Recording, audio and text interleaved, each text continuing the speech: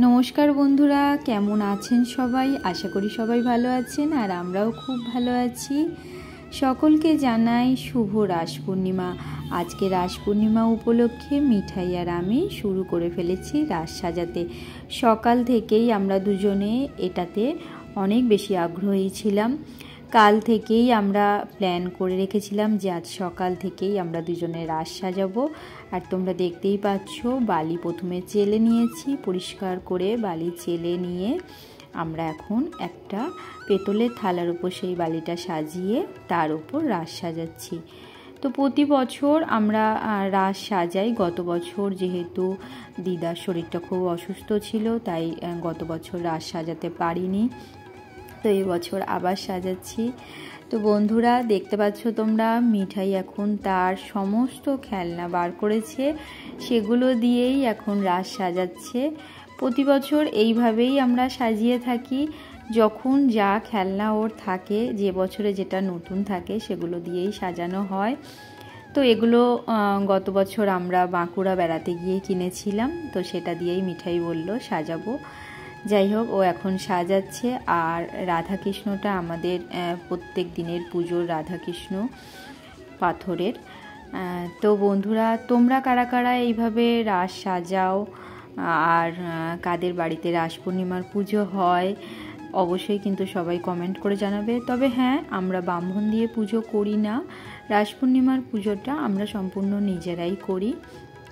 মিঠাই আর আমি করি। যখন আমার ছেলে খুব ছোট্ট ছিল তখন থাকতে আমার এই রাস পূর্ণিমার পুজো শুরু হয়। ছেলেকে রাস সাজিয়ে দিয়েছিলাম ছোট্টবেলাতেই, সেই থেকেই আমি রাস পূর্ণিমা করি আর এই দিন এইভাবেই রাস সাজিয়ে আমি পুজো করি।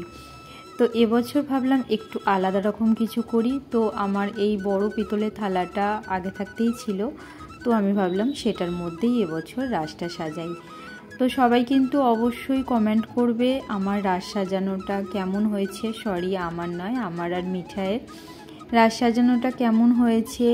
যদি ভালো লেগে থাকে অবশ্যই সেটা জানাবে, আর যদি কিছু ভুল ত্রুটি থেকে থাকে সেটাও জানাবে। তো দেখো, মোটামুটি সাজানো কমপ্লিটের দিকে, আর আমি এখন ভোগ লাগিয়ে দিয়েছি ঠাকুরকে। লাইটিংটা তোমাদের দাদা হেল্প করেছে লাগাতে। সকালবেলা এখানে ননিকে আর গপুকে আমি নামাইনি, এখানে রাধাকৃষ্ণকে রেখেই আর আমার পুরনো একটা অনেক দিনের একটা গোপাল ছিল সেটাকে এখানে রেখে পুজো করেছি।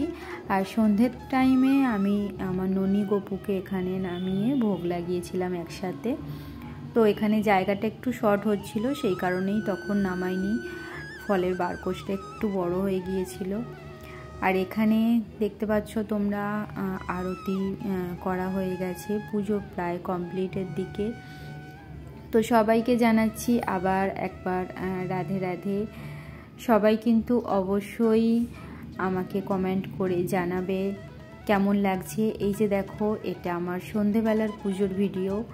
সন্ধেবেলা আমি ননিকে গপুকে আমার রাসেতে নামিয়ে বসিয়েছিলাম, আর ওদেরকে বসিয়েই আমি এখানে ভোগ লাগিয়েছিলাম।